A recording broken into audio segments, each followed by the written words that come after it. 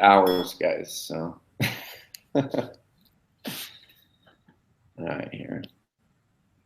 And at the bottom, yeah, this is interesting. I want to test this out more.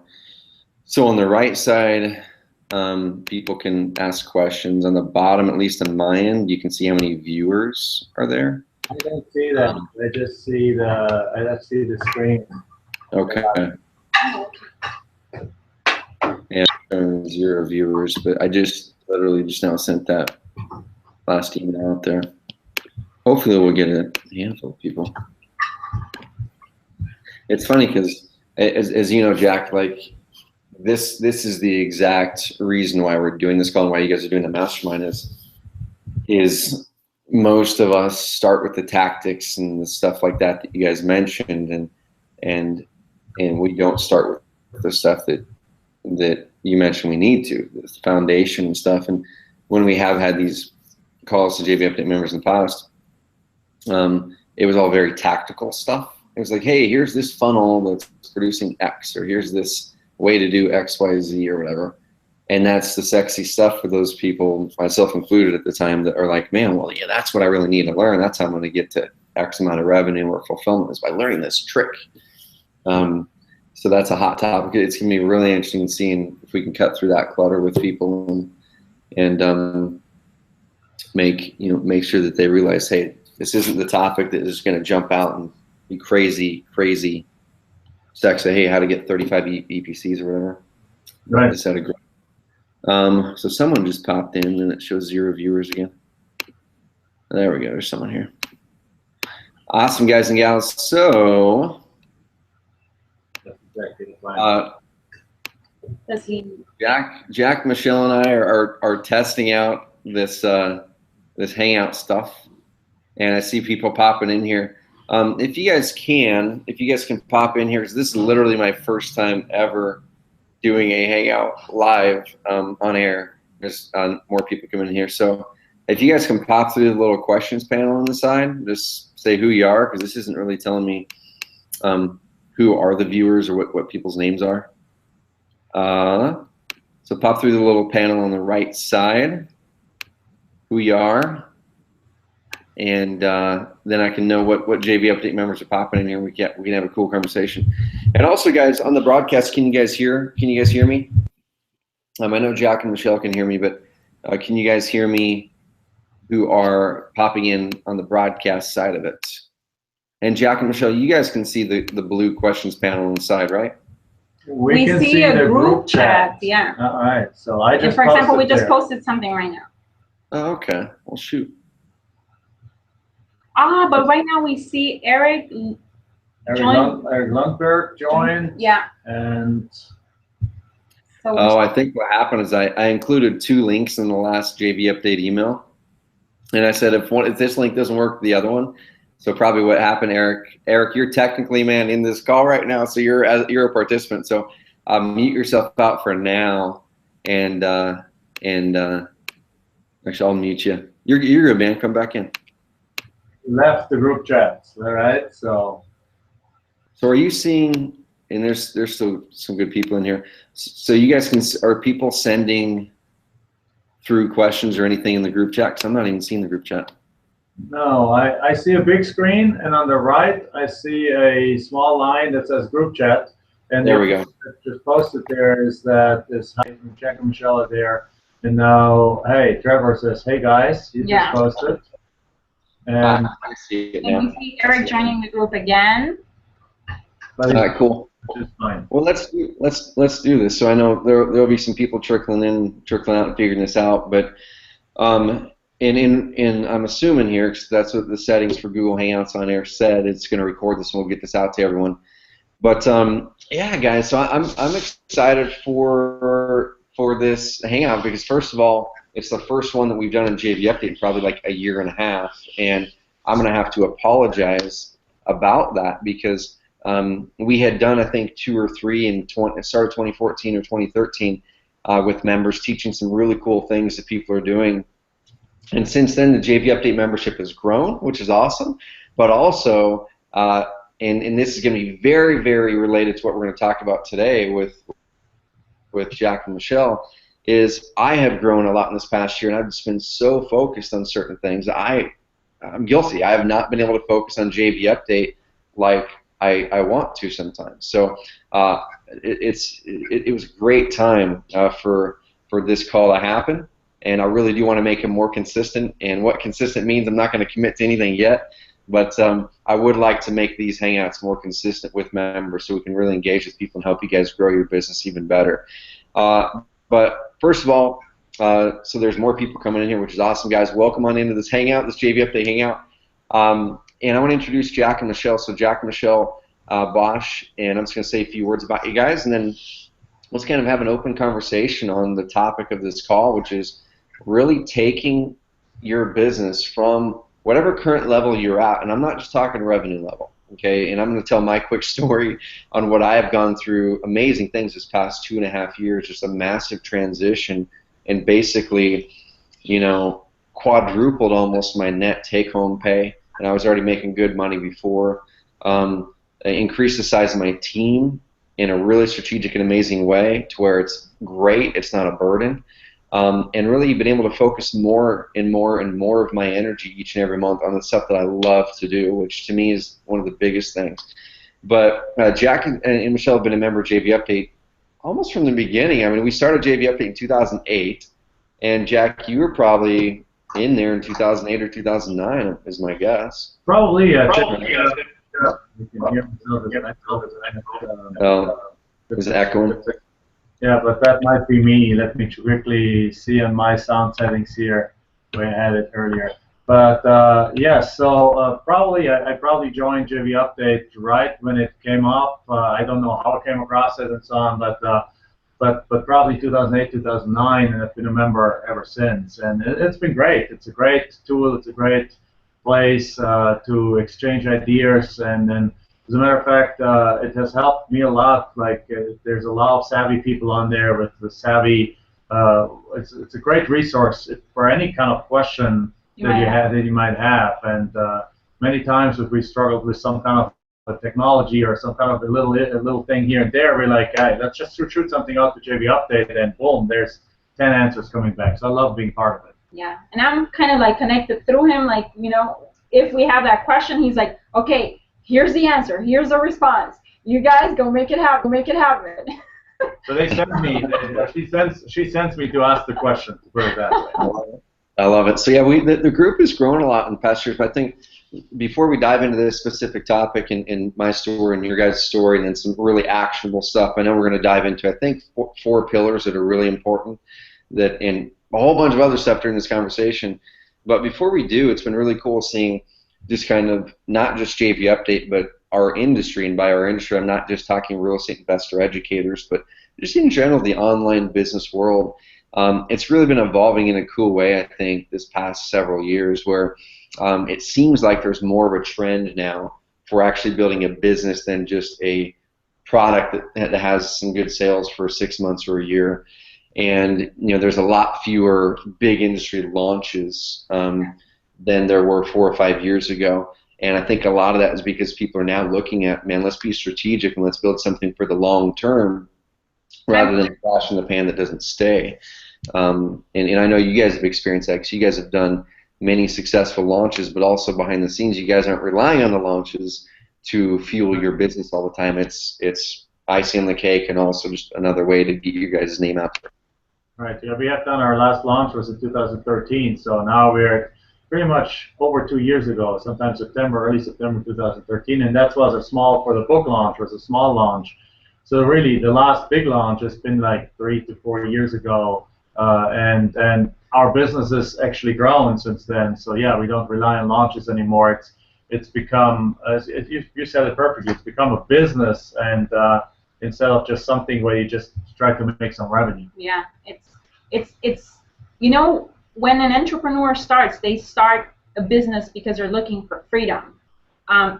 However, when you start, you don't recognize that those exact same freedoms that you're looking for yourself, that your business needs to enjoy them as well, for that business to be sustainable, and you know, you can have predictable operations, cash flow, and so on and so forth.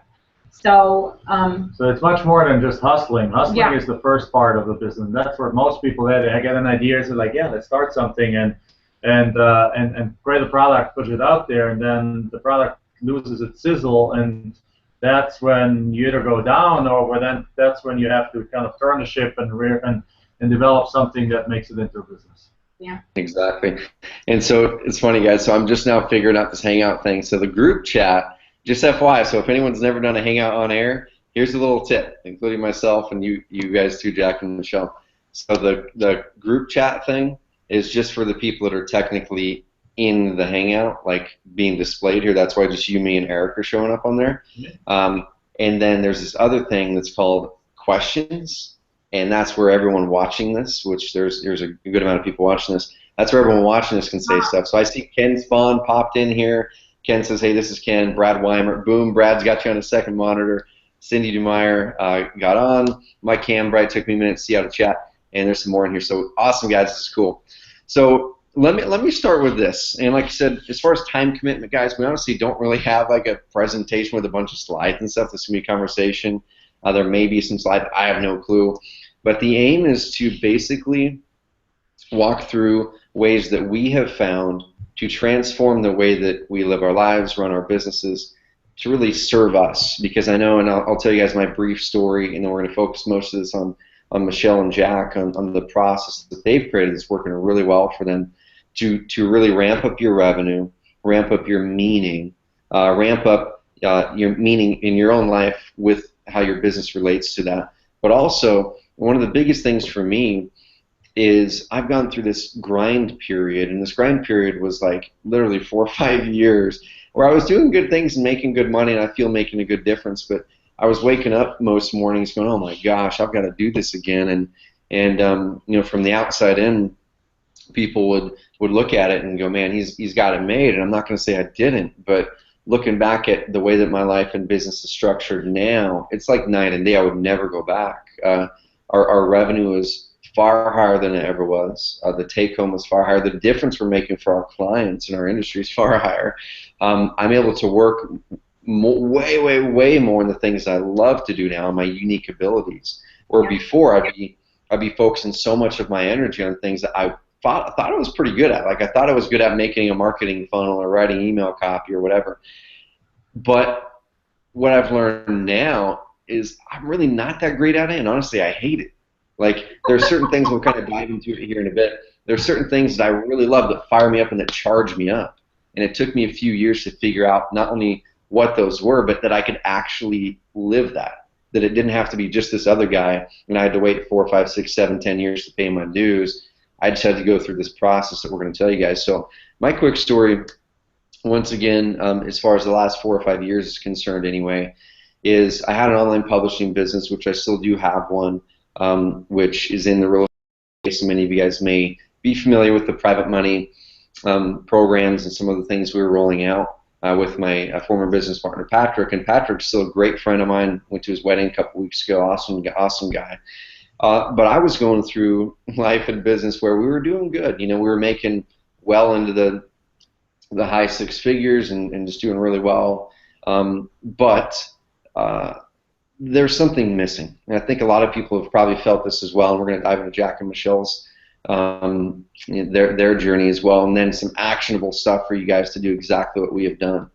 But there was something missing for sure. Like I said, part of it was I always knew that that I should be doing something with my business other than just generating revenue and helping our clients. Like I felt that if we weren't making a difference that really hit me at my core, that was something that was just motivating, that there was a mission, that it was almost an empty reason to have the company other than revenue. And for me, I would make up like these missions because you got to have a mission, you have to have something, and I would make up stuff, but it never really hit me at my core. And then with my day-to-day work, you know, I'd get up and I would do the things that I thought that I should do because I was good at them, and people told me I was good at them. But it would just drag me down. And if anyone can relate to this, that you're in Basecamp or Asana or whatever it is that you're using to manage your projects, and in Asana, which is what we use now, and it changes your color of your due dates from green, which is in the future, to red, which is passed, and I'd be logging in, and I've hit this breaking point multiple times, and then I've had to implement these processes we're going to teach to get through them. But when you start to see your due dates turning red and stacking up red, I thought it was because I wasn't being productive enough. So what I was doing, I think a lot of people in this call do the same thing, is they're saying, hey, I need to learn productivity. I need to learn these productivity hacks and download all these apps and do this and do that, and I need to do this better. That's not what it was at all. I was chasing after the wrong things, and I wasn't getting the foundational level of my mission, my life, how I should really structure the business with crazy intentionality. I wasn't getting that down first. And if you don't get that down, all the productivity hacks in the world aren't going to help you, because you're going to be productive in the wrong things. Mm-hmm. And once I got through that, like I said, I'm not going to bore you guys with these mindset shifts that I went through about 3 years ago. I might talk about them here later, but I want to turn this over to you guys here in a bit. But I went through a process kind of haphazardly. I've never had a real mentor, never had a coach, never had a mentor until this past year, actually. A guy who rents an office from me in my entrepreneur co-workspace. So for those of you who just joined in, here's my office. We have 8,000 square feet in my building here. Amazing companies working out here, but my mentor here runs a company that he's actually selling at the moment. They do $60 million a year to a tech company. Sold his last company for $20 million. And he has already gone through this process twice, and he's selling this company right now. And the stuff that he taught me, I wish I would have learned 3-4 years ago, and it's the exact same stuff that you guys approached me with. I'm like, oh my gosh, this is why we've got to do the call. So we will dive into that process, your guys' story, but the end result, guys and gals, is now my day looks a lot different than it did 3, 4, 5 years ago. I wake up a lot more charged about what I'm doing that day, because it really hits me at my core. I've got an insanely great team of people who are doing what they're great at, and they're excited about it, and they get paid very well to do it. But because there's a great team of people, we have a great mission that charges us all up, we're growing a company now that I could have never built by myself with the old model, with a bunch of virtual assistants, with me hacking away at the stuff that I'm pretty good at, but wasn't my unique ability that I'm charged up about.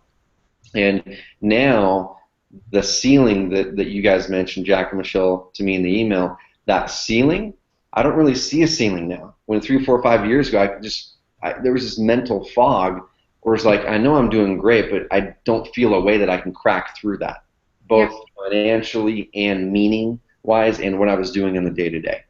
And like I said, now we're bringing in net profits, but also making a difference in our company that are magnitudes of multiples of what we were doing 4 or 5 years ago. So I'm going to turn over to you guys now. I want you guys kind of go through your story and on the different evolutions. Like you guys have mentioned, you guys have been through this multiple times, and you guys run. You guys can be, share whatever the heck you guys want to share. But I know you guys run multiple 7-figure a year business. It might be bigger than that. I don't know, but I really admire what you guys have done throughout the last 4, 5, 6 years in the way that you run your company. So, Jack and Michelle, I'll turn it over to you guys now. What's your story? And then we'll dive into the 4 pillars and other things. Thank you. All right, thank you very much. Well, thank you for having us.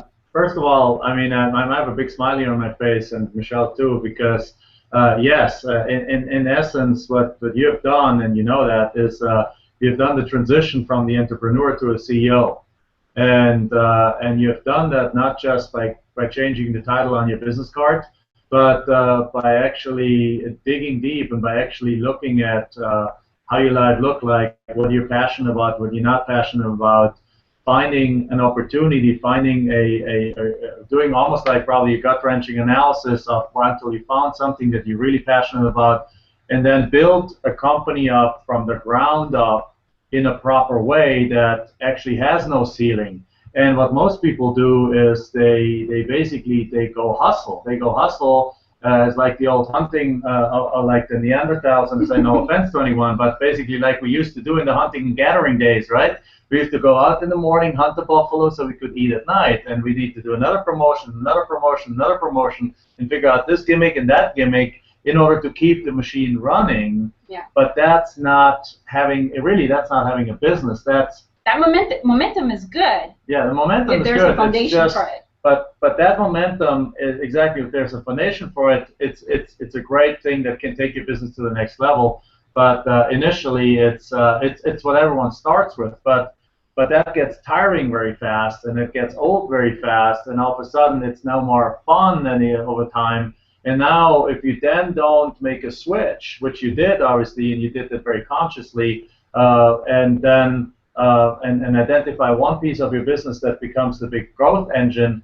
But if most people that don't do the switch, they either get out of business then, or if they do make the switch, that's when they start blooming. So in our sense, I'm here with you perhaps have heard of my name, Jack Bosch. I've been JV Update member since like 2008. I've done the first real $1 million cash launch back in 2008, followed up by an $800,000 launch in 2009, followed up by other launches.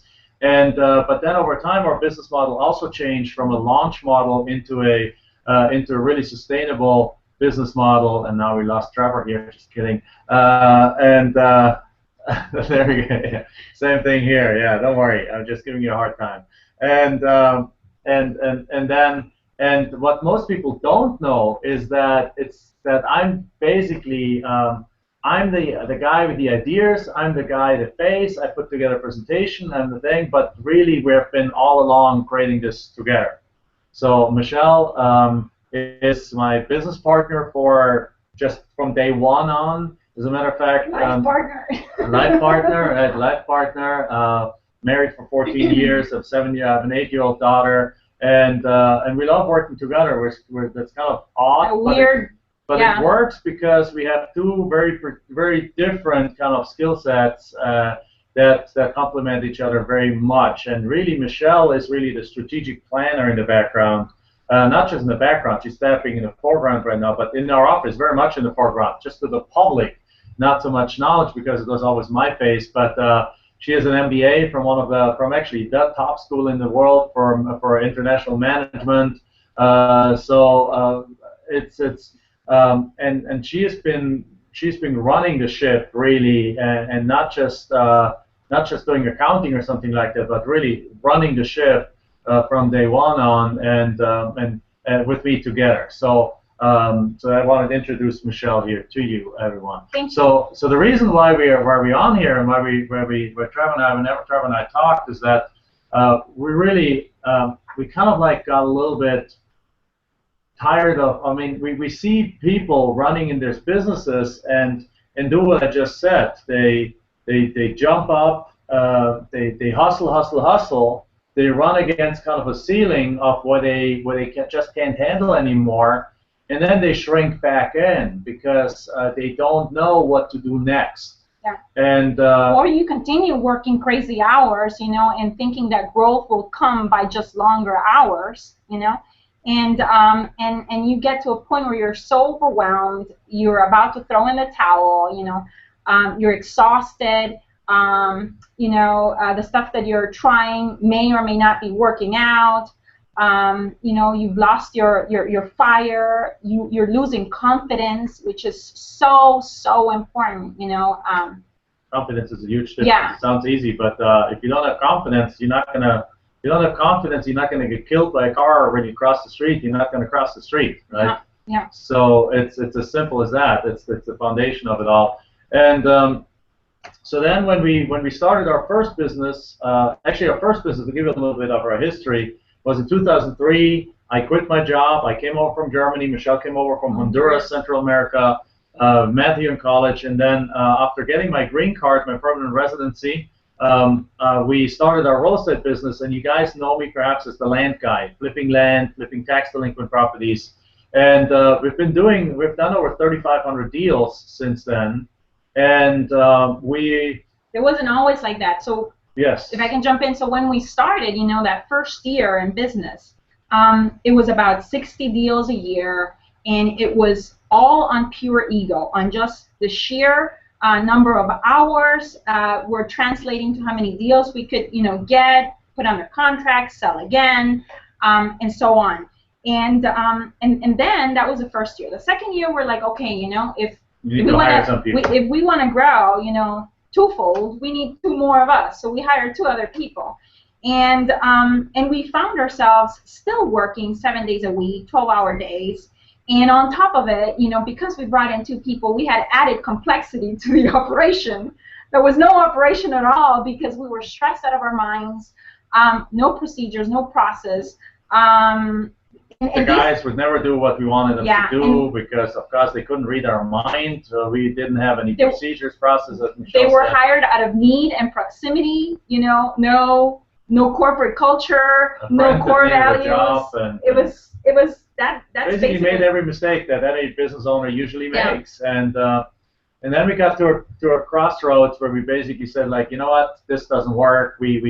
We got to that ceiling basically of what we could handle. We were frustrated, and we basically came to a decision point where we said, like, what do we do? Do we kind of like let them go again and do 50, 60 deals a year again, make good money, 6 figures, and enjoy kind of life, but kind of like stagnate? Or do we figure out how to actually make this a business? Now, I have an MBA too. She has an MBA. We kind of like figured, come on, we got to figure this out, right? But in school, they as you know, in school they don't teach you how to start a business. I mean, they teach you some theoretical things, and so we decided to go for it and started to try to figure out what the next thing is. And we set ourselves a goal that was a very ambitious goal. We basically said we need to change our way of thinking. Yeah.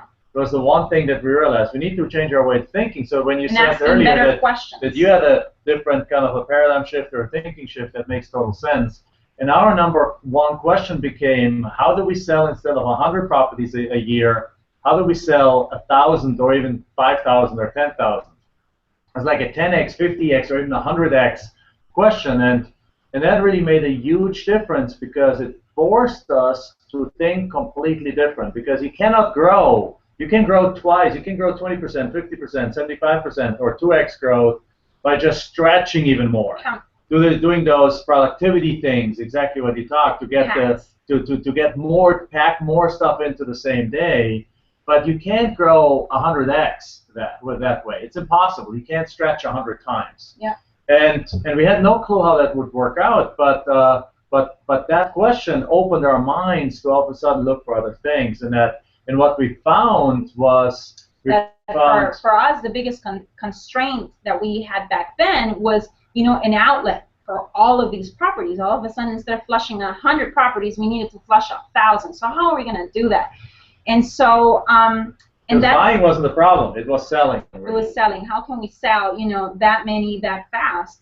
And so, in asking, like Jack said, this better question, which came out of a bigger vision, you know, that we had now for the business and for our life, it was, like I said, it was identifying that constraint, that the outlet was it, and we came across this, you know, land auction model, and we're like, okay, you know, we can flush 250 properties in one day and do that 4 times a year, you know, once a quarter, have predictable cash flow, and have the growth that we want in terms of revenue and profits and so on. So, and if you've been in the real estate industry during the boom days, you might have seen those land auctions coming around. They went from town to town. There's a couple of companies, mainly one company, doing this. And we're like, we didn't reinvent this, but by opening our eyes to that question, instead of dabbling in those little deals, we're like, this is the way. We can put up a big auction, get 800 people in a room, and sell 250 properties in a day.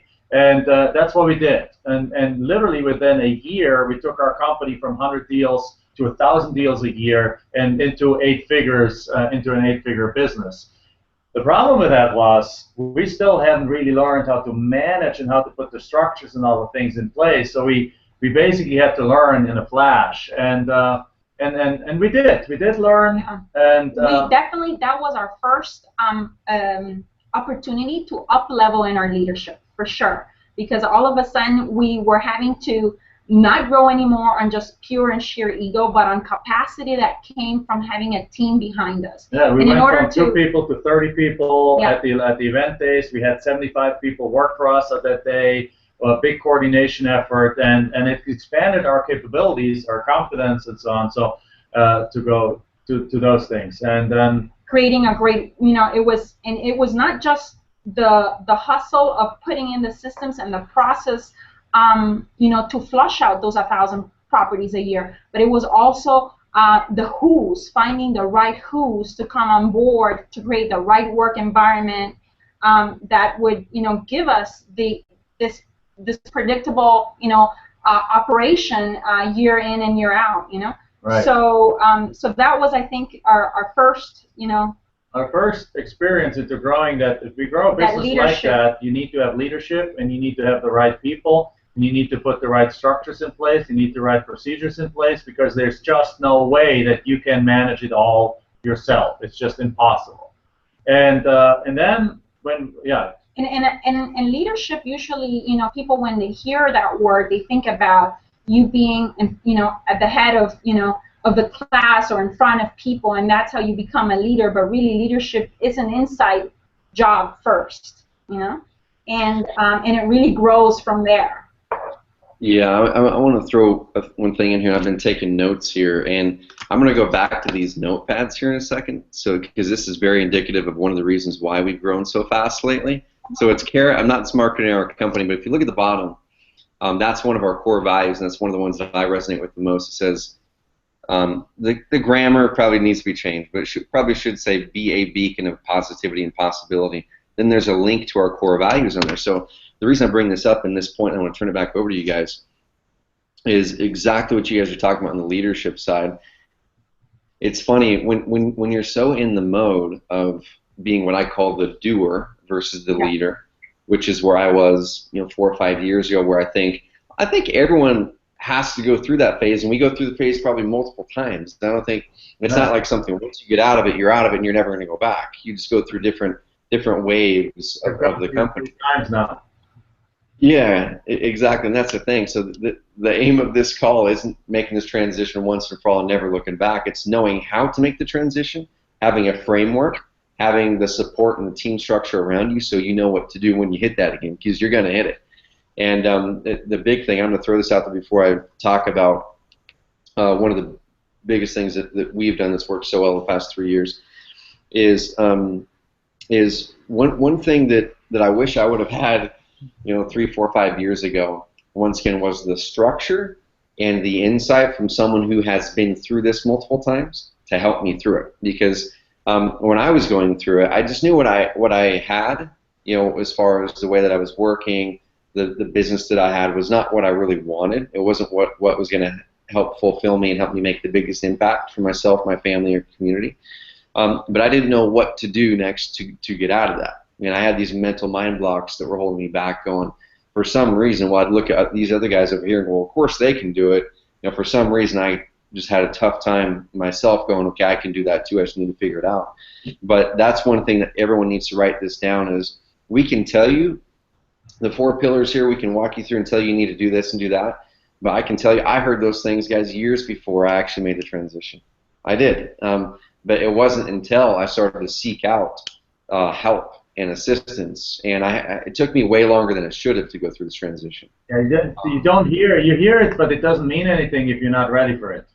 Exactly. So that's one thing I would highly suggest to everyone, is if you've identified as we go through this that you're ready for this, my next thing is I would honestly go out and find the people who have done this and done it multiple times, because now I can look back and I can completely look at someone else's situation. I can identify quickly that they are in that right now, and I can go, dude, you need to do this. Like, this is exactly what you need to do, and I can lay it out. But it's really hard if you're in that kind of trough or that valley or whatever it is, to know what your next steps are. So you guys reach out and find someone who can do that. But write these down here. So become a leader versus a doer. That's one of the first steps there, and I'm sure we might talk a little bit more about leadership here. But some of these topics we'll bring up, which Jack said was perfect here, is you may have heard about the top. You may have heard it before, and you're like, well, yeah, of course you need to do that. But it'll mean more to you when you're ready. Like, I've had that happen so many times where I'm like, oh, I've heard that before. But then when I heard it this other time, I was like, oh my gosh, now I get it. Now I get what it means. Another thing was one of the biggest transitions for me this past 2 years especially, is because I was so much in a doer phase, which is doing a bunch of stuff and defaulting to outsourcing, or even defaulting to hiring people to do stuff. Once I started to transition away from the doing toward realizing I had to start being a leader, and you got to lead with a strong vision. If you're not excited about this vision, not just for your company and how your company's going to make money, because eventually that excitement goes away. Eventually it's like, okay, I've got enough money in the bank and we're taken care of. That doesn't excite me anymore. You've got to have something that excites you at your core, that no matter if you're selling, potato peelers, like you've got to have this vision behind how that potato peeler business is going to make this massive impact that matters to you. And you've got to sell that to your employees, to your team that you're trying to recruit. Right. So back in the day, this is what I used to focus on the most. I used to focus on the most on doing the marketing, so performing the marketing. I used to focus the most on kind of triaging stuff. We did have a lot of processes and systems in place before I made this transition, but I would make processes and I would help triage stuff in the day-to-day, and I would spend time doing strategy work. So that's really what I did. Now, what I've transitioned into, and I've talked with mentors of mine and also people who are running ginormous companies, and they say the CEO of the company, once you make this shift, you should focus on 3 things. And I've heard this from multiple people. You can kind of make your own version of it, but it's like you've got to focus on the vision and selling that vision, have a crystal clear vision so everyone, including yourself, knows it and is crazy excited about it. Your team, your customers, yourself, your family, people around you. You got to manage your cash. So that's obvious. You as a CEO, you got to make sure that the cash. Out of it. Yeah. You got to make sure that's there. Number 3, and this is what I did not get before because I hadn't made the transition yet, because I did not have the framework that you guys have nailed the framework, and because I hadn't really nailed the vision that just excited me at my core that I could sell to people and be confident with selling to people and going, you know what, I need a lot of amazing people aboard this vision to make it happen, is the 3rd thing is recruiting now. Like, I never thought that one of my biggest roles is going to be recruiting amazing people. And now it is. It's like having this vision, speaking it all the time, making sure the business is going well, and finding where in the company I need to fire myself and bring in the most amazing people possible who are excited about this vision as much, if not more than I am, to push it forward. So those 3 things, guys, are where you want to get to. Focusing on the vision, your cash, and recruiting once and after you make this transition. And then your team does the day-to-day doing. Yeah. Absolutely. The who. So the who is one of the key things, and obviously, what you said is so spot on, because we can talk about the 4 pillars in a moment, but the 4 pillars really that we kind of propagate cover the same thing, or we might mention them right now if you want, Michelle. Yeah. And it's really, and it's defining growth in a much larger scope than just getting more and doing more, but like you said, on being more. And so with that, the 4 pillars that we have found, it's really you, the leader, number 1, and that's so foundational. The team, just like you mentioned, the strategy and the systems, so that once you have this amazing, wicked smart team, they're working on the right question. Because you could have a wicked smart team and trying to answer the wrong questions, and then yes, you're having movement, but you're having busy movement. Yeah, the bus goes the wrong direction. Yeah, right? absolutely. And 4 is the momentum, which has to do with structure rhythms to create predictable cash. Structure rhythms of communication with your team, for operations and so on and so forth. Strategic partnerships. Your top 25, network, and who's in that top 25, and so on and so forth. So, so that's, those are really the four pillars. So those are the 4 pillars, and if you look at them, most people when they start a business, they start with number 4. They just start with a whole bunch of will, and as a one-man show, that's okay, because they already have their own vision, what they want to get. They want to get out of a job. They want to reach $1 million. They want to reach $100,000, whatever it is. So they reach your will and momentum. So the momentum part, they put in the pieces, and that's what you see. They get excited about the new little tactical thing here and the next tactical thing there. But those tactical things are not a foundation. When you really want to build a business, you got to start with yourself first. Really figure out what you want, what you stand for, what you stand against, what kind of a business, what kind of an impact you want to create in the world, and propagate that. As you exactly said, go screaming out the window, tell everyone, because what's going to happen is you're going to appall a few, you're going to repel a bunch of people, and that's okay, and you're going to attract the other side, a bunch of people. And those that are attracted to you are the ones you want to talk to, and that's the ones, as you mentioned, you want to eventually, if they have the right skill sets and things, hire.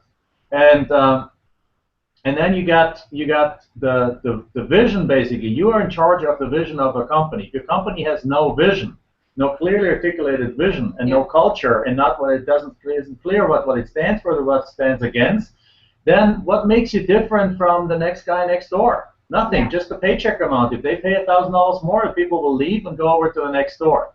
Yeah. What made people, when Zappos moved from San Francisco to Vegas, 50 of their 70 people moved with them. I mean, what made people from Zappos move with them? It isn't that they pay them more. They probably don't pay them more than they pay any other store. It's that they had a vision very, very clear laid out. They had a culture laid out, and they're like, I want to be part of that. Yeah.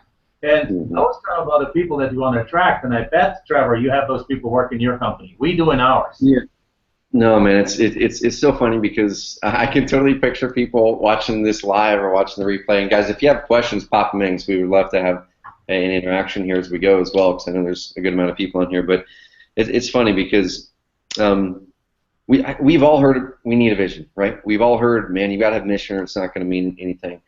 And kind of going back to what you mentioned before, Jack and Michelle, you reiterated this as well, that obviously a lot of things aren't going to mean anything to you until you've heard it at the right moment in your life, right? So hopefully this is the right moment for many people watching this call.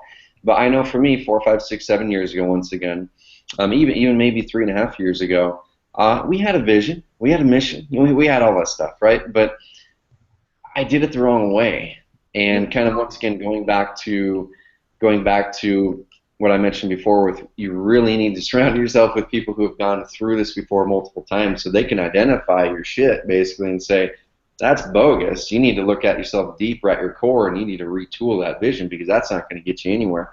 And I think what most people do with their vision, myself included, I'm speaking within the mistakes that I made, is we make our vision based on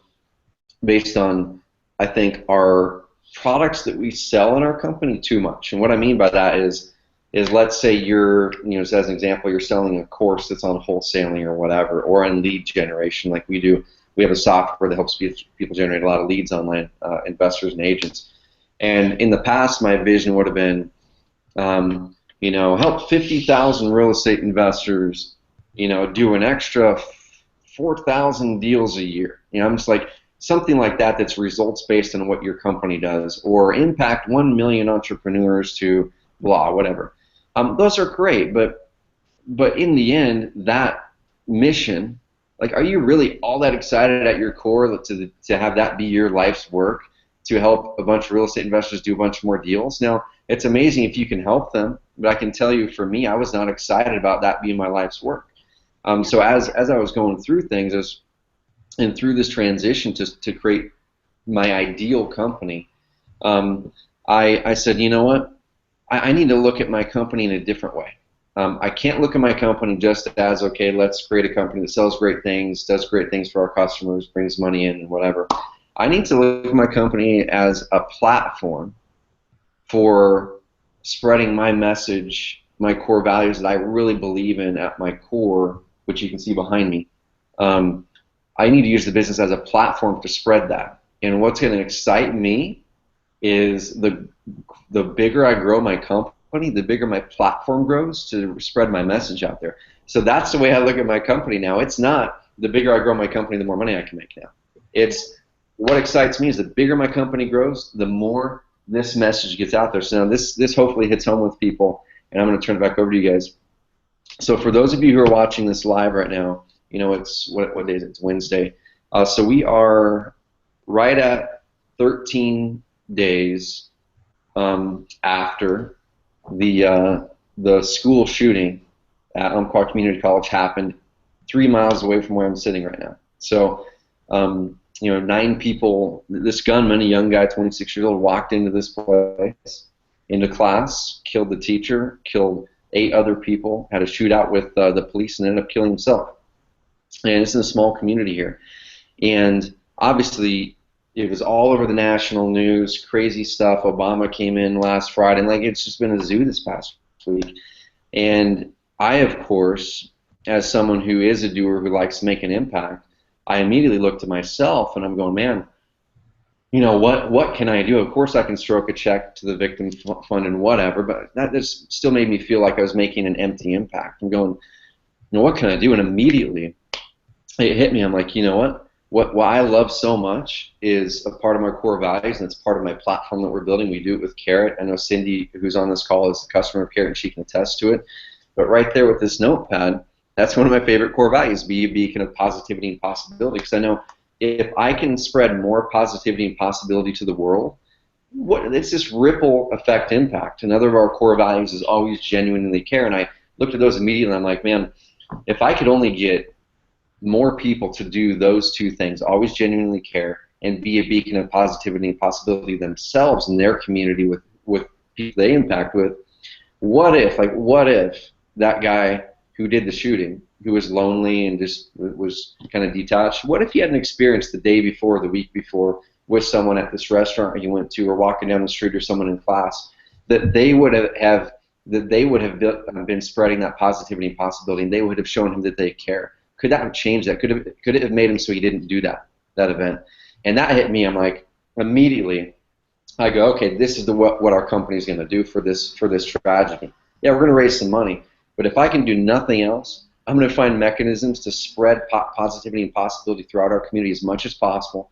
Find mechanisms to help people care in our community more. And I just talked with my assistant Jen here this morning. I came up with this idea last night as I was struggling what to do. I said, Jen, there's this amazing momentum and stuff that's happening here in Roseburg right now with our community surrounding, really rallying here. And what we need to do is help, now that we've got the national eyes on Roseburg, we need to get out there and show that we're an amazing community and use this as a silver lining to spread more positivity and possibility. So we're right now orchestrating a world record, and hopefully we're going to be able to pull it off. We have 2.5 weeks to do it. But we're going to try.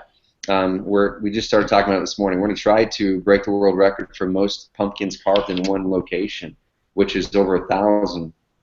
And we're going to make that this massive event that's spreading positivity and possibility that we can hopefully get in the national eye and make people think about, yeah, this is a bad event, but here's what you can do in the face of adversity. I never would have done that 3-4 years ago, because my mission with my business was always doing this, doing that, that's related to the transaction I help our customers do, versus it's not transformational. Yeah, it's not transformational. So if we use our companies as, let's grow the shit out of it so we have a bigger platform to do what hits us at our core that makes us happy, that's what's going to excite you in the long term. It's not going to be that extra money you're making. that excitement goes away pretty quickly, for me anyway. It did. Yeah, absolutely. Especially,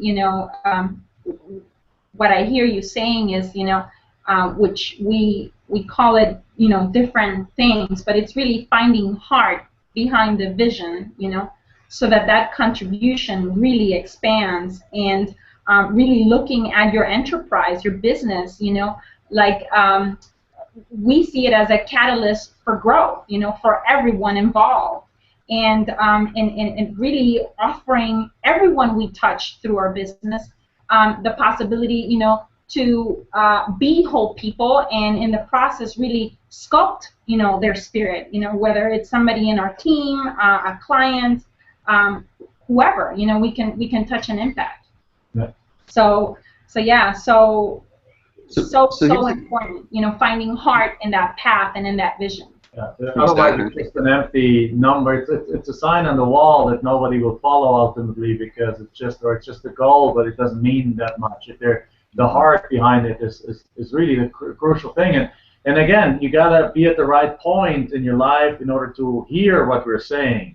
Because if you're struggling with your bills and you're struggling with keeping up and so on, then that might not mean that much. You might say, yeah, Jack and Michelle, Trevor, that sounds good, but I need to figure out how to make my next mortgage payment. Yeah, because if I, flinch here. You know, I'm Atlas and I'm carrying everything. I'm carrying, you know, this business on my shoulders, and I'm fighting on all ends with no end. You know, but what I'm challenging everyone on the call is to think about it this way. The reason why some people might be struggling or not having the growth rates that they have is because that heart is missing, potentially. It's not that you say, like, I have time for that later. No, no, no. It's the businesses that have exploded, like Zappos, like your business, like other businesses.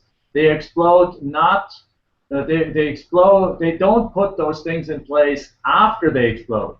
They explode because they have those things in place. Yeah. So the best way to get started is really to put them in right at the very beginning. And even if you're already 10 years into it, right now is the time to put those in and live them, because that'll as I said, once we started living them in our office, we hadn't even fully understood it yet, but we had not yet did we have our core values lit up, but we were living certain core values because as a couple, we've got clearer and clearer and clearer what we stand for. We started to refuse to do business with certain people. So certain people are just like, sorry, no. I mean, yes, I know you can do a webinar and you can sell $100,000 worth of stuff, but I don't want to do business with that person anymore because it's a nightmare. The moment we said that, it switched something in our team around. Our team all of a sudden had more respect for us. Our team looked at us like, wow, these guys are saying no to a big check just out of principle. And you know what? That drew them closer to us. That allowed them to be in a safer position. It allowed them to say like, wow, there's this more than just about money. And when you start doing things the openness like and communications that brought, you know, that single decision was incredible. And all of a sudden, we sent an email out to our list. We figured because we needed to fill a position, and we got somebody call in and says like, you know, the email in says like, I don't know which position I'm gonna be working with your company. I know I want to be close to that environment. I want to be working with you guys because I like being in that environment. So whatever. So we ended up hiring the guy, obviously not after checking his credentials and things like that, going through the full process. But yeah, those kind of things happen all of a sudden, that the right people are attracted to you. You start building a killer team, and now because you have the leadership, you're building the team. And now with the team, you put in the systems and structures and strategies so that that team can run on their own without you having to micromanaging. And then you put in the little tactical things, and you figure out how to increase conversions, and you figure out those kind of things. Because obviously, after doing the real estate, to finish our story quickly, just to throw it in, from 2008 we started doing then the info business, and added all kinds of other things to it, but it only was possible to do this because we started building the team around us that can operate on themselves. And now today we do more than we've ever done, really. At the same time, we are in more areas. We do much less, but we are in more areas than we've ever been. We have a rental house portfolio. We're starting a business coaching program. We're expanding one other program. We're doing another 10x kind of thing, really heart-driven, mission-driven. We have still our real estate operations. And at the same time, we take 3 months of the year off and go traveling during summer with our family, with our girl, while operations run and business is continuing to increase. Because if you got number one right, number two will happen. People will be attracted to you. And number three is then, now that's the part, that's really the harder part, putting the systems and strategies then in place. But once you have one and two, one done, the rest kind of like falls much easier into place. One thing that I want to add in basically in getting the who right, and this is probably a step back, if I could step back a little bit on the conversation, is really I want to share a concept that we call the genius zone concept. And you basically, you've mentioned it already, you've alluded to it when you said the unique ability, which is when trying to find out who is going to come on board, it's very important to get clear on what your genius is to begin with. You don't want to, what you should be doing. And what you should be doing, like you mentioned, And so that genius zone is, for you, this is so important for you to find. Number one, because it once you find it and you actively work within that zone, all of a sudden, instead of feeling depleted every day, you come completely energized, like what you were saying. You know, you wake up and you're super excited to come because you're working on something that, number one, brings you meaning. You excel. You have a superior skill, and you absolutely love doing like that. You know, this is something that you look back at your life and you're like, wow, I've been doing this consistently for the last 20 years, and you're about to give your last breath. And you look back and you're like, man, this was a life well lived. That is what I'm talking about when I'm saying the genius. When you have found that and you can say, you know, in hindsight, wow, I've spent most of my time doing this, and it's gratifying. I am satisfied. It was, you know, this was what I was here to do. You know. This and you got to figure out what that is, so that not easy uncovering. And then literally hire everything, hire the right people for everything else. Everything else, absolutely. I'm gonna hop in here really quick and then turn it back over to you before I lose this thought train. So Danny Welsh, who's on here, and by the way, hey Danny, good to see you on here, man. So his 2 questions that he asked are exactly what we've been talking about the last 5 minutes. So it's great timing. And on the genius part, there's a lot of different names for a unique ability, is what Dan Sullivan calls it. It's all the same thing, but yeah, it's so funny on that. Once again, I want to go back to this, guys, because I think as entrepreneurs, oftentimes we try to take stuff on ourselves and go, okay, I'm going to go buy the book, and I'll show you guys my bookshelf here. Somewhere in that bookshelf, or it might be in this one, I'm not sure, but somewhere in that bookshelf is the book called Unique Ability from Dan Sullivan. And I bought it probably in 2009 because someone said I needed to. And I thought that by reading this book, I was going to figure out what my unique ability was. And it wasn't until probably about 1.5 to 2 years, probably 2 years later, when I really started to get it. And you know how it happened, guys?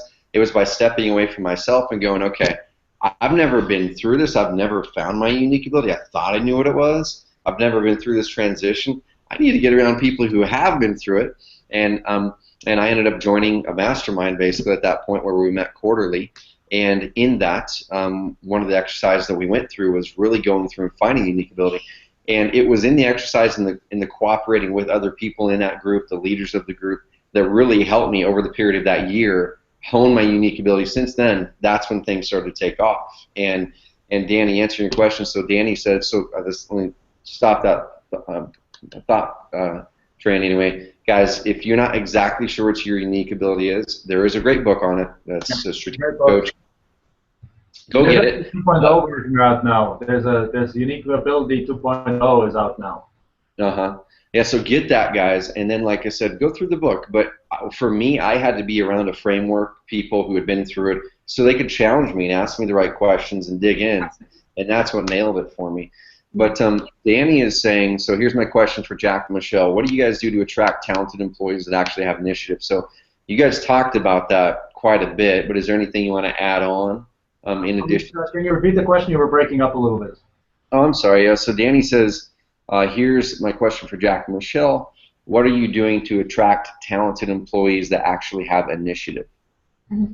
Okay, so we do, Michelle can cover it, but we do, well, you cover it. So number one is we got clear on what our genius is. Number two, or unique ability. Ability, whatever you want to call it. Number two, we got clear on our vision, so that you know who it is that you need. Number three, we got clear on what our core values are.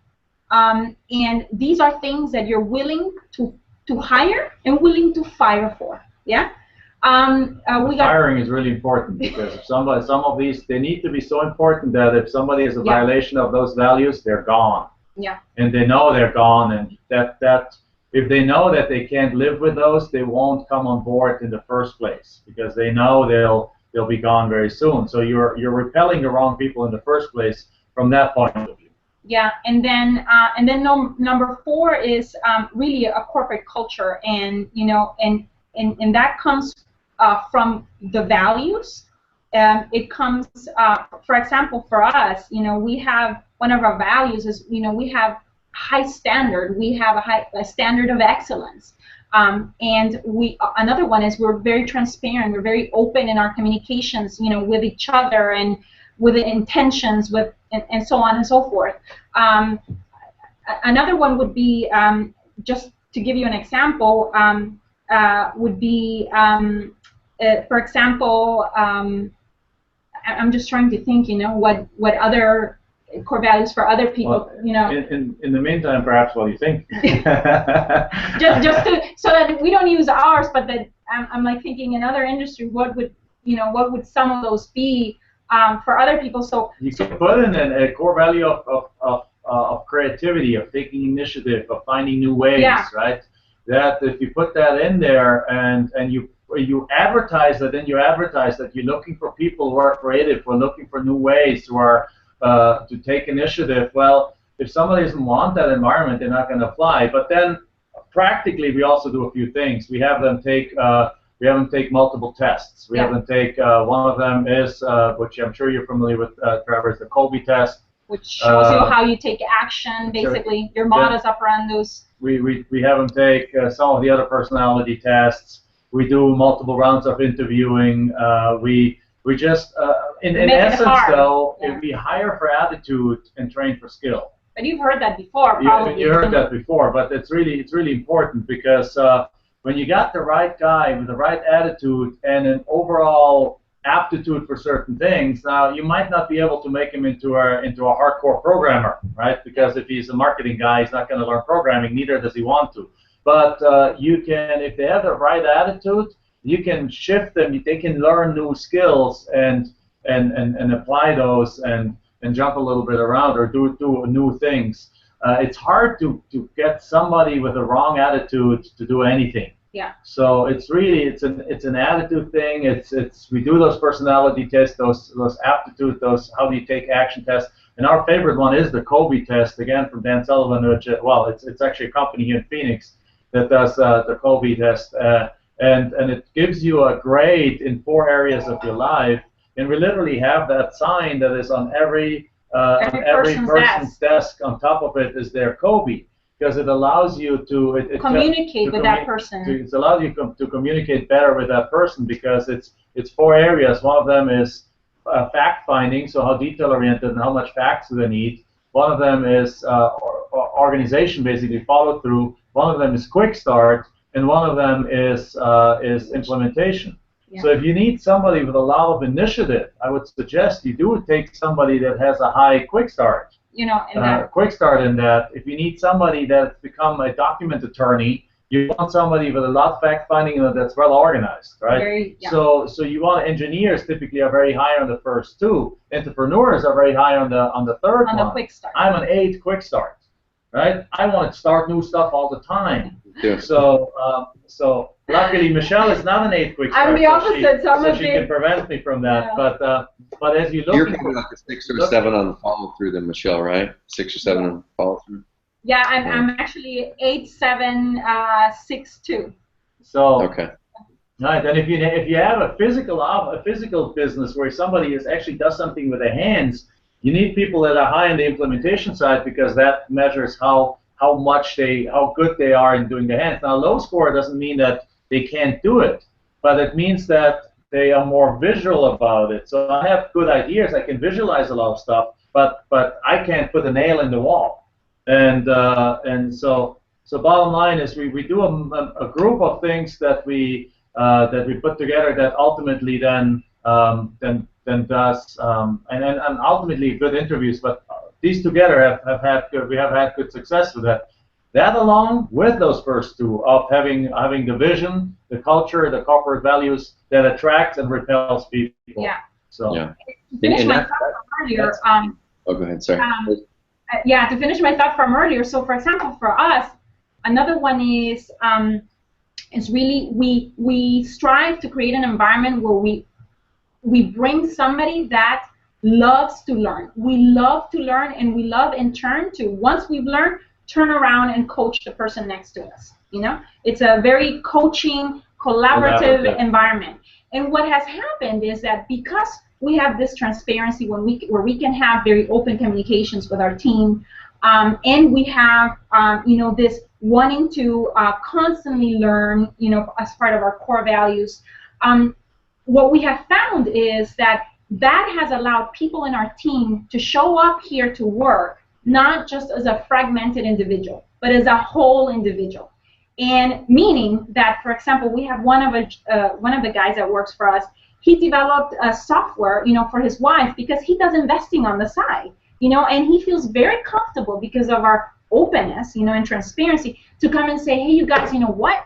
I developed this incredible software for Jordan. Take a look at it. We were blown away, And we ended up buying it from it, and now it's becoming a bigger part of what we do. And so, exactly. So that's, the core values right there, really in action to bring innovation and also to, to also bring as part of the momentum strategic acquisitions, that you do to bring into your business, to fuel more growth and so on and so forth. So it's this beautiful, interconnectedness of all these four pillars that really work together to, just getting better and better and better at attracting the right people. Yeah. And that's big. And I'll reiterate too, Danny. Danny's got a couple other questions we'll dive into, but I'll reiterate too exactly what they said, Danny. That it sounds almost oversimplified or too simplistic to say, you've got to nail the vision and the core values first to attract the right people with the initiative. But it's so true. I'll use an example here with, this is kind of an extreme example, but like Elon Musk with Tesla or with SpaceX, right, where Elon is out there leading with this insane vision. And his vision happens to be crazy, right? Like, but I have no doubt that they'll reach it. That they want to, enable humans to go to Mars and live on it or whatever. And then with Tesla, it's this monster vision. And if they were just going out there, they had a product. And they're like, hey, yeah, we've got this awesome rocket that goes really far, and we hope that we're going to make it to Mars someday. And our mission, is to create the best rockets possible at the cheapest price so we can enable people to go into space. And our vision is to be the leader in rocket propulsion, blah, blah, blah, in the next 10 years, which those are kind of normal visions and missions that companies have. That's not exciting for people. That's not why all these engineers who are world-class are leaving NASA, leaving higher-paid jobs to come and work for Tesla or work for SpaceX. It's because of this massive vision and the core values that they have within the company. Now, we don't have to have this massive vision, but it does have to mean something to us. It has to mean something to us at our core, and you're going to be able to attract people that it also means a lot to them as well. So with us, with Carrot, yeah, I mean, as a really good example, it's one of our guys who's new as of July. He's been an entrepreneur the last 4, 5, 6 years, and he said, I never thought I would ever get another job in my life, but because of now being behind the scenes and what you guys are doing and seeing even more than I was seeing as a customer, he's still a paying customer of ours at Carrot. He's like, I just had to be a part of this vision, this mission, this team, because what you guys are doing is so big and it's exciting. Now, when you get to there, that's when you know that you've got it. People start to come to you, like Jack mentioned, where that person connected with you guys and said, hey, I've got to be a part of this because I can feel there's something different here. Yeah. I mean, people will start to come to you there.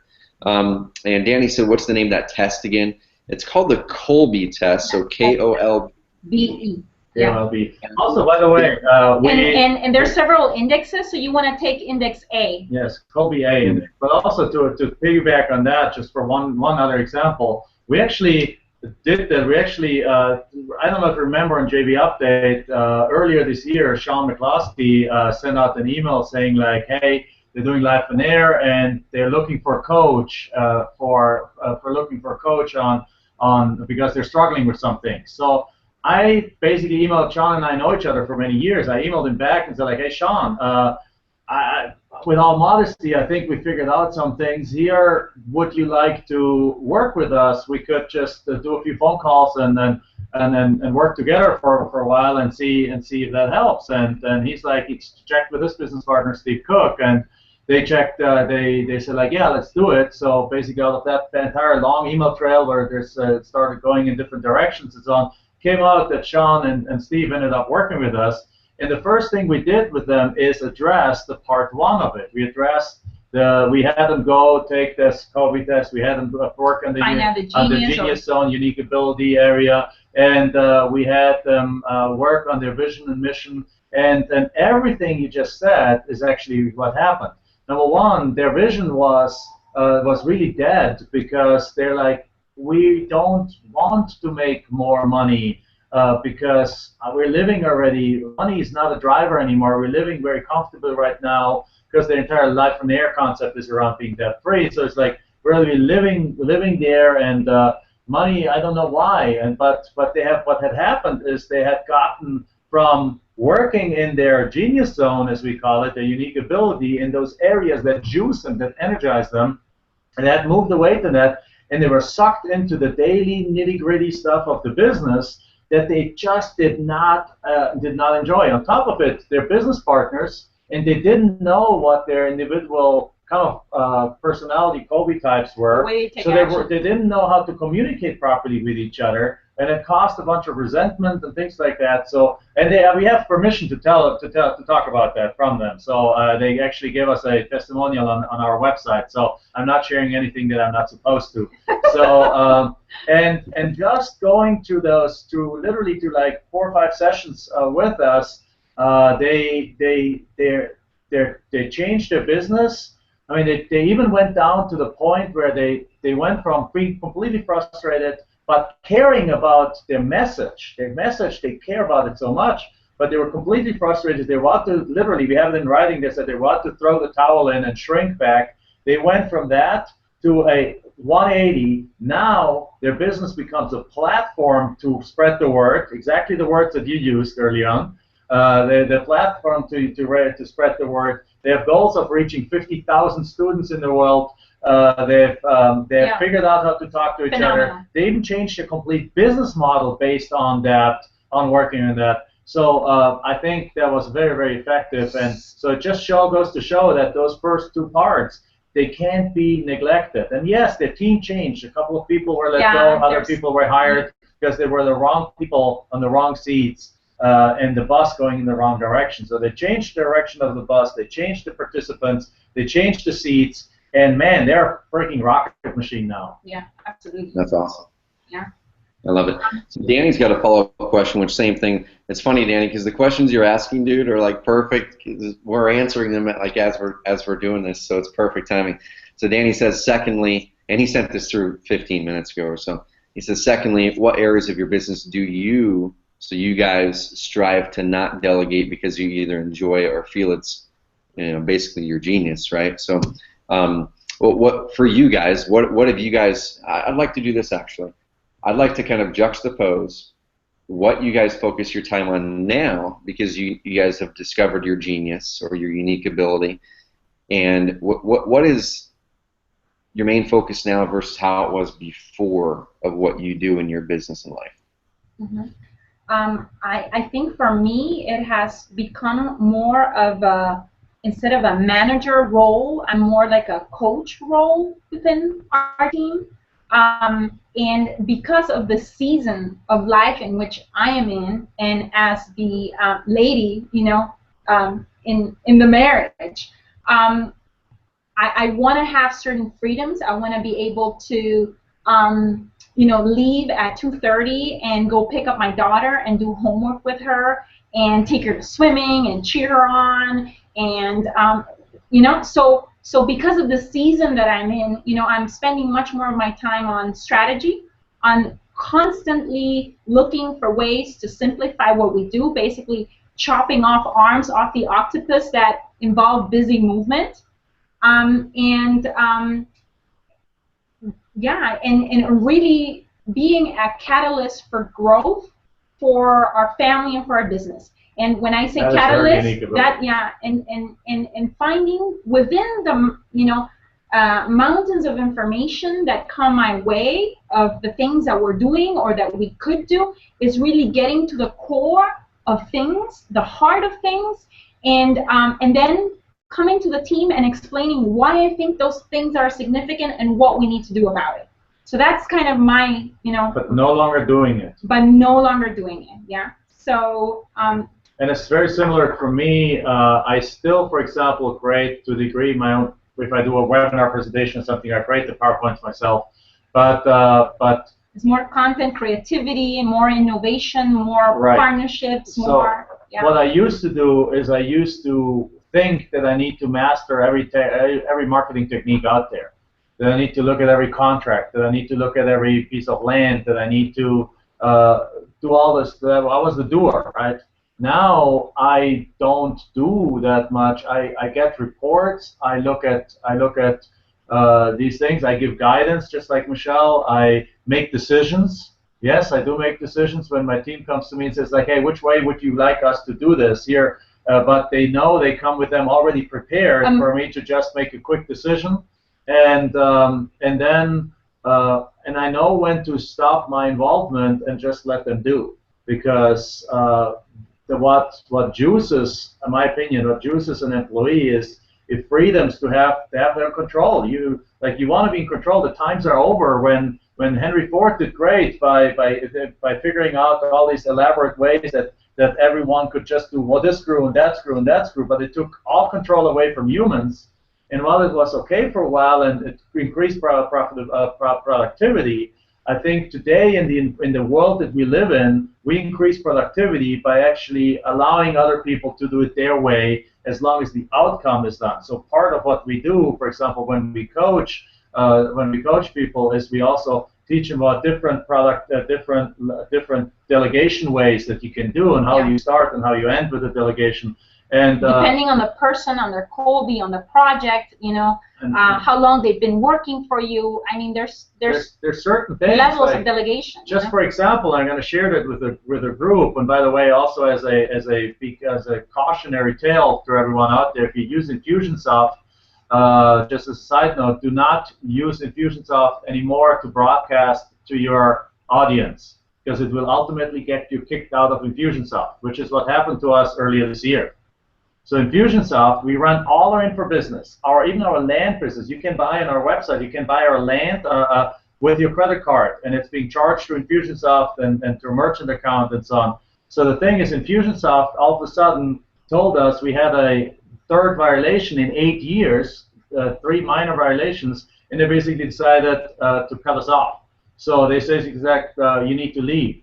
So we had about 4 months transition process from Infusionsoft over to Entreport. Now, you understand, every sales page that we have, every order page that we have, every marketing page that we have, every customer, our sales floor that we have 5 people on the sales floor that call people, everything is run through Infusionsoft. Our entire business backend runs through Infusionsoft, and we needed to move from Infusionsoft over to another system, which I don't know which other system to use.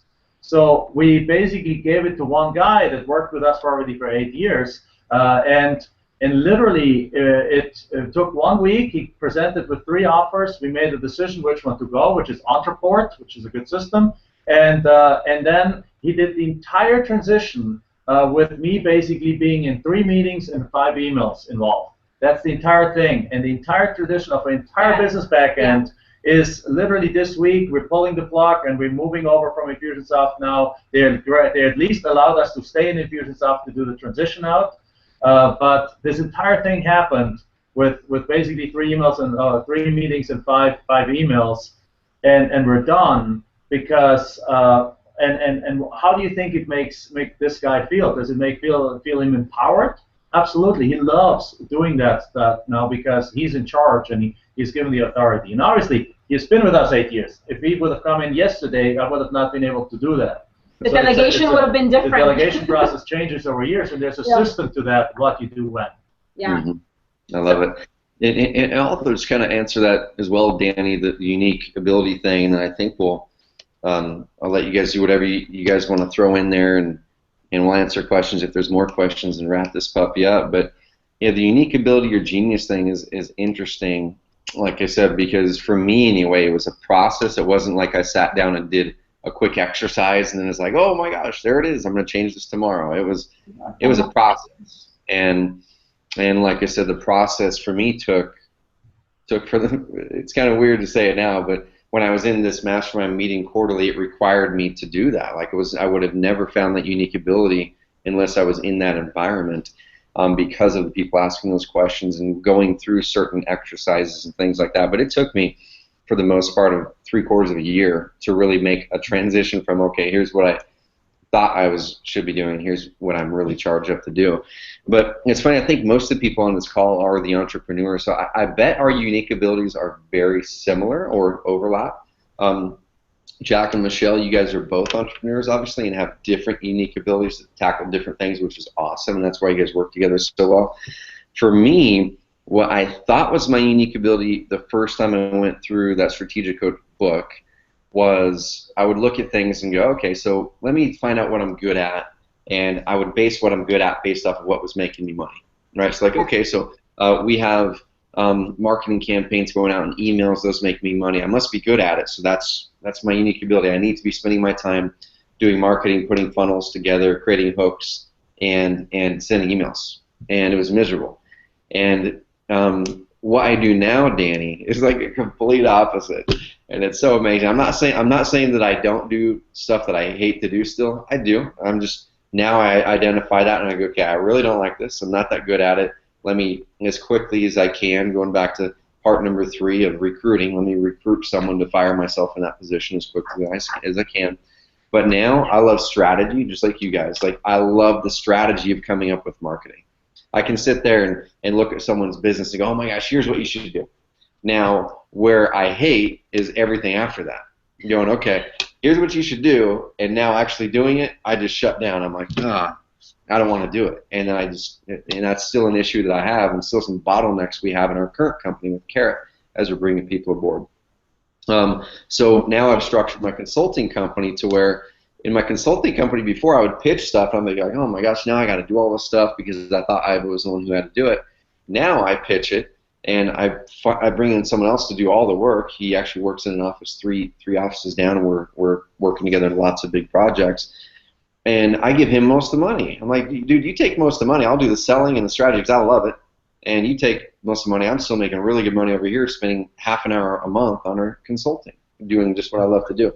I love doing what I call amplifying leaders or amplifying other people's unique abilities. So that's one thing I do within our own company. Is with the Colby test, actually 2 weeks ago, I had the whole company take it again, and we all went through and went through each other's Colby tests. I love your guys' idea of printing it out and putting it above their desk. Yeah. But we went through it. We have it in a Google Drive since half of our staff is here in Roseburg Cafes, and we have it in Google Drives that everyone can access. We talked about it, talked about how to do that. I love amplifying our team and our leaders. I love the strategy. I love ideas. I'm an idea person. High quick start. I'm an 8 quick start as well. 3, I think, follow through. And then spreading messages that I'm passionate about. Guys, that's why we're doing this call, okay? If someone would have, if we would have been talking with you guys and said, hey guys, let's do a call on how I can, my top 7 split tests that are making my conversions go up. I would have said, man, that sounds really cool, but honestly, Jack and Michelle, I'm way too busy. I can't do it. But this topic, like this right here, is directly within what I'm passionate about. Like, I love amplifying leaders, which is what everyone on this call is. I love ideas and spreading messages that I'm passionate about. So that's why we did this call. So that's my unique abilities, Danny, and that's what I spend probably 70% of my time in now. There's still that 30% that I'm working on getting away from. But it feels really good to make that transition. Like I said, I'm going to reiterate this and pass it over to you guys to wrap up however you want. Or we can answer more questions. Yeah. But I can't stress this enough, guys and gals. I never would have been through this process. And I know you guys, one of the businesses that you guys are launching is a mastermind that's basically on this entire process. Right. But because like you mentioned. That's okay. Is that okay? Really creating the space to stop the noise and stop the pressure of the daily grind. Creating that space for yourself and kind of protecting yourself, from all of that noise and working through, figuring out what is that genius zone, and how can I grow, 10 times strategically, figuring those 2 things out within or inside the noise are difficult. Yeah, so you have to kind of like stop that and put yourself or create a space where you can go, like you said, every quarter, and with the help of others, really questioning, because when you think you have arrived at the answer on those two questions of what is my genius and what is our X factor as a company, when you think you have arrived, you need to continue to question it and question it. And sometimes, if it's producing money, like you said, it's easy to stop questioning, yeah, and just assume that that's it, yeah. Yes, and then it might not be. So before we wrap up, I wanna just share one other concept that I mentioned early on. Yeah. That concept that got us to to break through in the land auction business. The same concept we used to go from $0 to $2 million in the info business in a matter of 4 months. And the same concept we're using right now to take a small portion of our business and make it explode over the next weeks, months, years.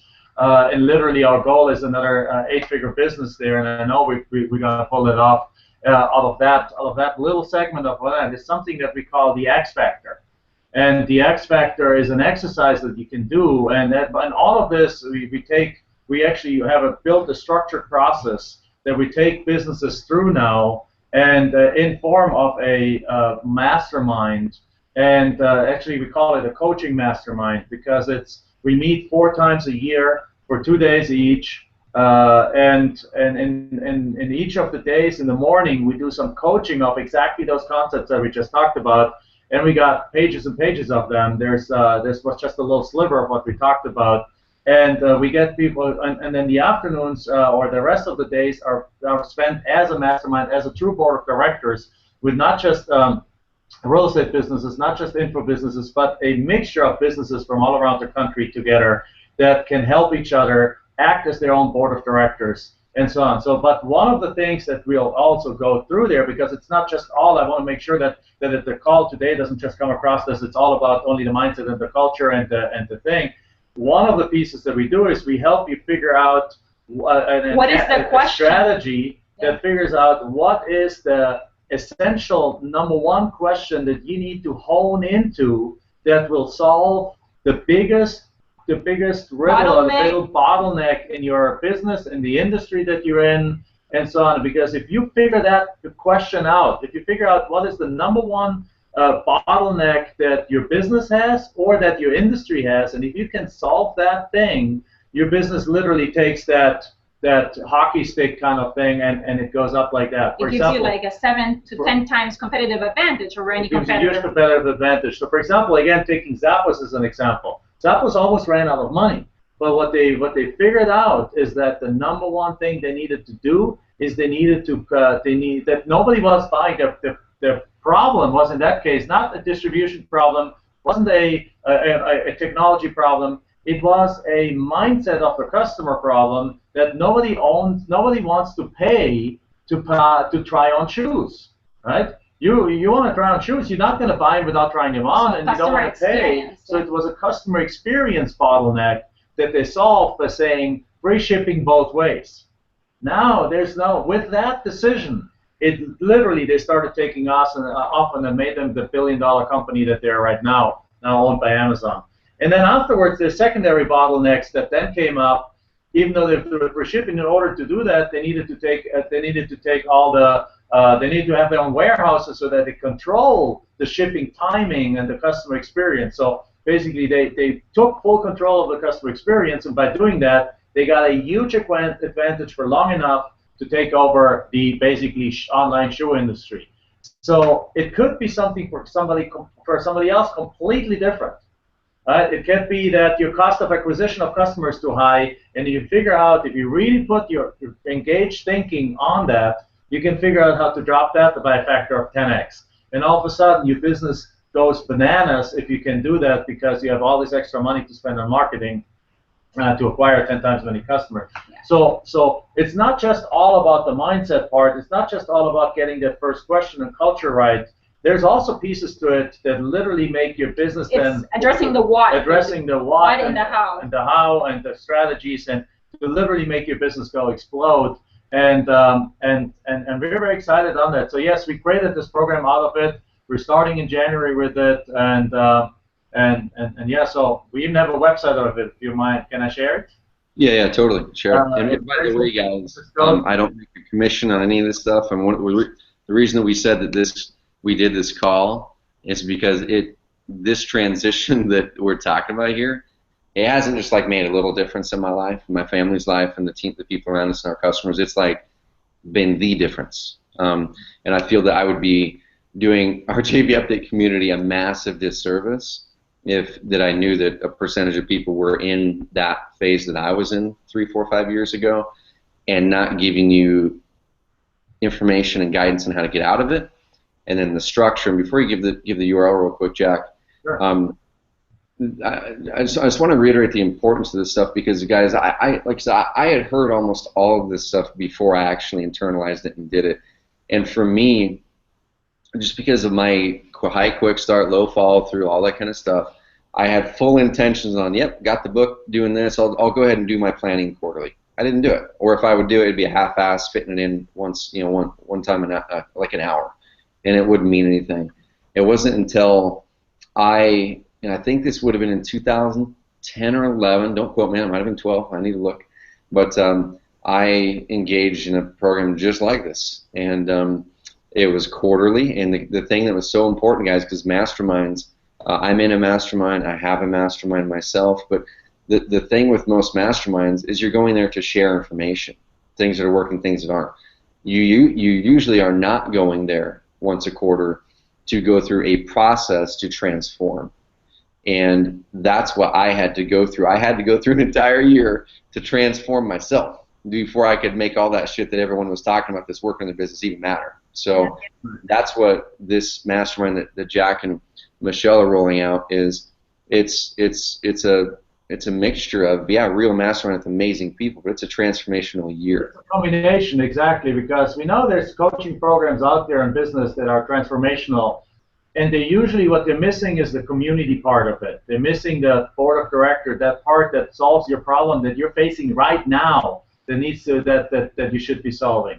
And they don't have that. They just have, like, here's what you need to do to in the next, well, if you apply it, then your business will grow over next 2-3 But years. it doesn't take care of. If you have an employee issue right now, if you have a legal issue right now, if you have a supply chain issue right now, there's no help there. So what we did is basically combined the two into the coaching and having the mastermind, which what we believe is a perfect package.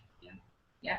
I love it. And guys, if there's any questions, pop the questions through. We'll hang on to answer a few more questions if you guys have any. But for those of you who don't have questions, I'd love feedback really quick, because like I said, it's been like 2 years since we've done a call like this, and I love doing it. As long as the topics resonate with people, which this one resonates with me at my core, and I think it really is going to hit many people that are on here live, and also.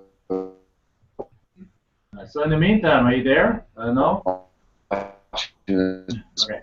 So in the meantime, perhaps I can give out. Trevor, are you there? You're breaking up right now.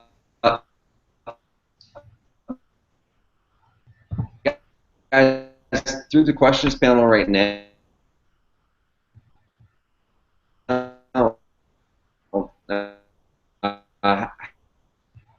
That's weird. Hey guys, people who are listening to this, can you guys hear me? We can hear you we now. We can hear you again now. So I want to quickly share, if I can, quickly share just the domain name is ultimateboardroom.com. So if you guys want to just go to www.ultimateboardroom.com, and there's only a few pages on there. If you click on the one that says application, it doesn't actually is the application. It's actually the description of more of what's in there. You can look at that, or just in the home screen, there's a bunch of information on there. So there's no squeeze, there's no opt-in or anything like that. You can just basically check it out there. It's www.ultimateboardroom.com. Yeah, and this project for Jack and myself, I think we have never been closer to our purpose before, ever, in terms of the contribution that we want to. We want to. It's a true hard project for both of us, because we realize the impact it has made on us to figure these things out. And again, we haven't figured out certain things we figured out ourselves. A lot of it we have learned from other sources on there. We read all the books, we read all the things, we joined masterminds and groups, and we just put it all together into a process that already is shown to work with Sean and Steve and a couple of other guys. And now we're putting it together there, and we couldn't be more excited about it, because by helping entrepreneurs, we are not just helping the entrepreneur, we're helping their teams, we're helping their customers, we're helping their suppliers, and it's really something that allows us to make a big impact. Yeah, absolutely. I'm excited. I mean, I'm excited about having given birth to Sophia, to all the projects, but this project right now, it's like, it's right there with Sophie. Just because it is also part of my legacy to her, to show her, to have my life be a demonstration of what it can be for her. You know what I mean? So it's so tied to that for me. That's a big deal. I'm happy as heck for you guys on that too, because I know the feeling when you figure out your genius and you're able to build something like this.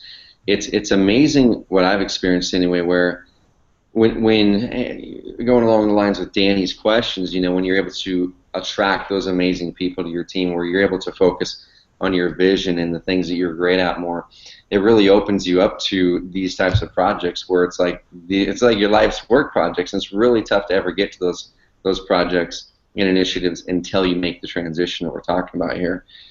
You want to get there, you don't really feel like there's a way to get there. At least I went through that until you go through the transition yourself. So it's really important. And I'm going to give this analogy to people really quick, and I heard it and it resonated with me so much about the time that I was going through this transition myself, and hopefully it'll resonate with some people, is at the time that I recognized, and like I said, this was 3, 4, 5 years ago, I don't know exactly the time, but at the time that I recognized that I needed to transform. Okay, I didn't really know what I needed to do at that time, but at the time that I recognized I needed to do so, I heard this analogy from a person that really hit me, and they said the difference between, and they had been coaches and worked in many companies, I think it was 6 companies that went from 0 to $1 billion.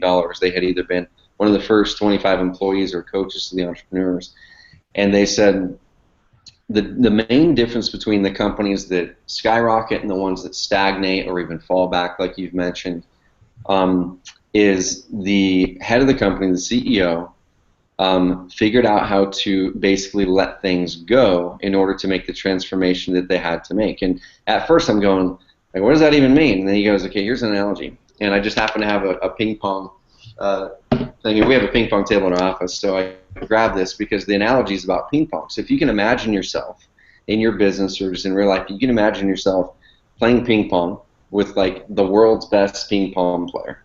And it's not just one ping pong ball. This person's like Forrest Gump on steroids, and you've got 20, 30 ping pong balls flying through there. Okay? And what most entrepreneurs do, and myself included, I was in this totally at that point, is we've got our paddle, we may even get 2 paddles, and we're trying to hit every ball we can, because that's what's in our mind. It's like things are coming at us, I'm going to hit them. And what happens when you're in that mode is you're perpetually going to be in that mode, perpetually in trying to catch up, trying to hit every ball, trying to not let anything slip by, because you feel that every customer interaction, every whatever is important, every joint venture opportunity, whatever it is that's coming your way, you feel every one of these is important. And I was in that phase big time, to where I was like, oh my gosh, if I don't answer back an email within X amount of hours, it's like, oh my gosh, then people are going to think bad of me. Or if I don't do this or do that, and I just let it go, I'm missing opportunities. And they said, as soon as you stop with that mindset and trying to hit every ball, and instead you put your paddle down for a second, you put your paddle down, you bend down, you pick up a brick, and you put the brick on the ping pong table. There's balls flying by, and you consciously know that you're missing them, and it's okay, because you have to miss them and ignore certain things for a while in order to build this wall. So balls keep on flying by, you get down, you put another brick up. Get down, put another brick up. Stuff is flying by you that normally you would have been all flustered about. You pick a brick up. Eventually, you're going to be putting enough bricks on there that the balls are going to start bouncing back to your competitor for you. And you're not going to be picking up the paddle anymore.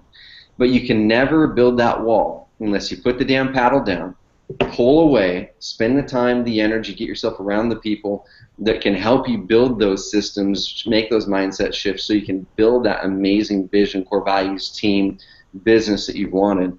So this brick wall bounces things back for you so you can do what you love to do. So I think a lot of people on this call are in the ping pong paddle mode. You guys are taking the paddle trying to hit everything. And you're going to keep on being in that mode forever unless you make a conscious decision to put the damn thing down and bend down and start picking up bricks. And the first bricks you need to pick up are exactly what we've talked about today. And find out what's going to help you get there. If it's going to be working with Jack and Michelle, amazing, do it. It's going to be worth it. If it's going to be something else, do whatever it is. Just do the damn thing. Put the paddle down and start picking up bricks. And you've got to do that. Otherwise, you're always going to be in this perpetual hamster mode, and you're going to look back in 5 years going, what the heck happened? Things flew by so fast. I'm no closer than I was 5 years ago, and I feel like I've actually lost ground because now I'm mentally defeated because I feel like there's a ceiling and I can't crack through. So keep that analogy in mind to work for me. But yeah, guys, if there's no questions anymore, I think we've answered a lot of them. But Jack and Michelle, wrap it up, and we'll bounce out of here.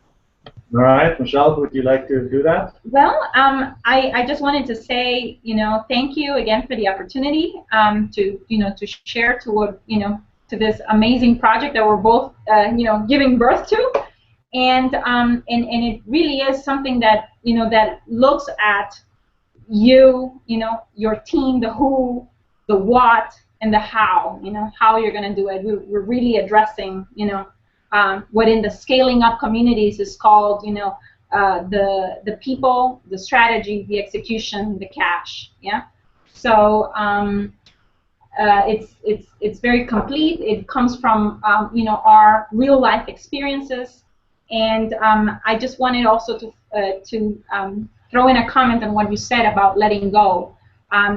Yes, this process involves cleaning up messes, that you have done along the way, and sometimes it's hard, when you go through this and you find out, oh my gosh, my biggest pumpkin is the one thing I have been overlooking, and you're like, you almost feel like,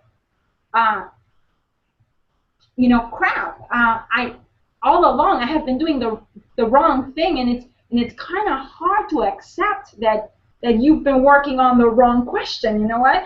But at some point you're like, okay, you just gotta limit your losses and cut that off, and once you find that pumpkin, take using the the analogy in the of direction that really matters. Yeah, it matters absolutely. to your art, it matters to your customers, it matters to you, and yes, at the beginning that's not the easiest thing to do, but better now than later, and better this year than next year. And the sooner you do it, the faster you're on a track, just like you have shown.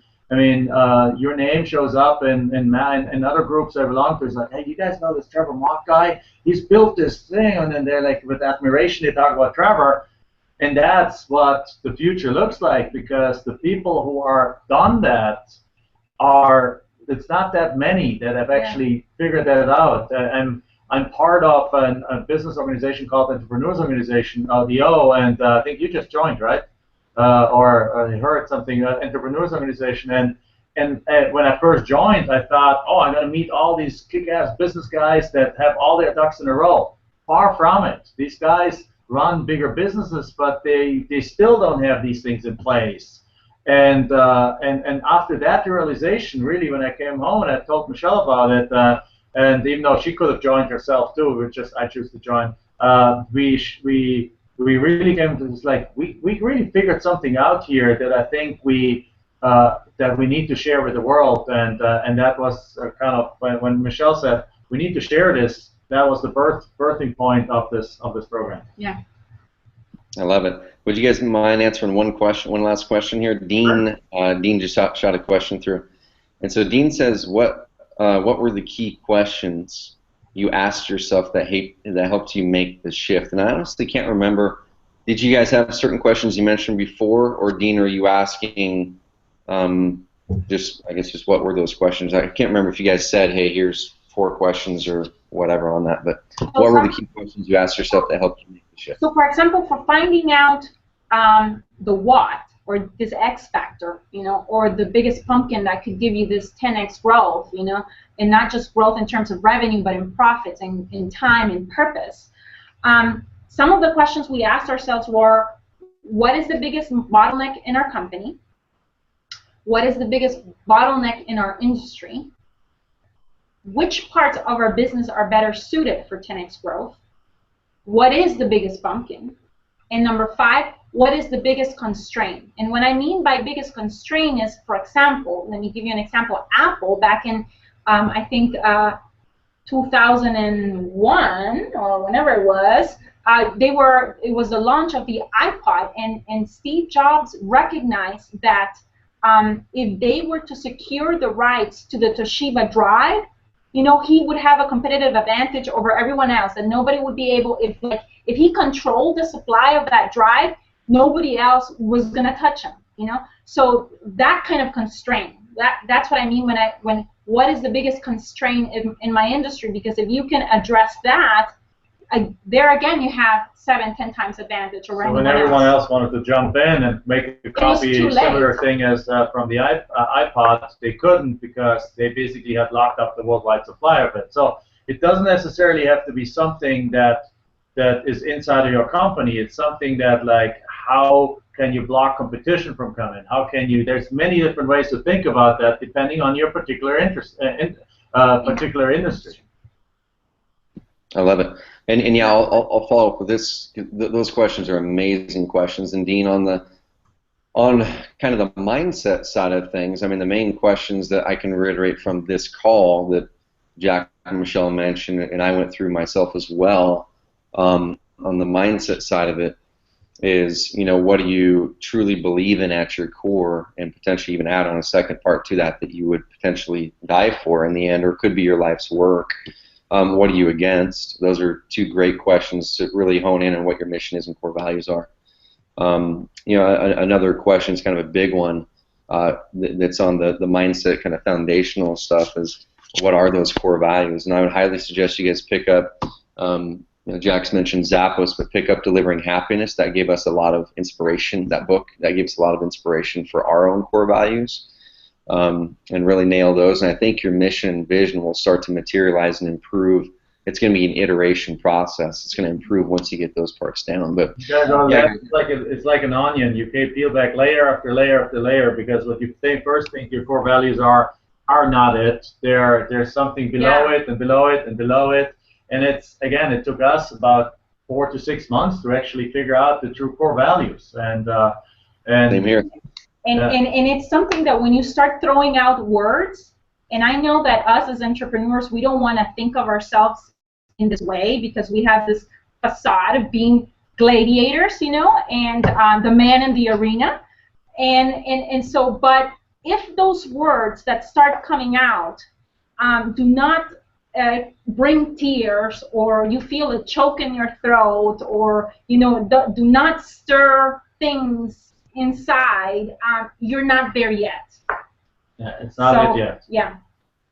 That's huge. The same on the unique ability. It's easier to figure out what it's not than what it is. So start with eliminating stuff that you don't love doing, and then keep eliminating, and you ultimately get to a part that's very, very close to it.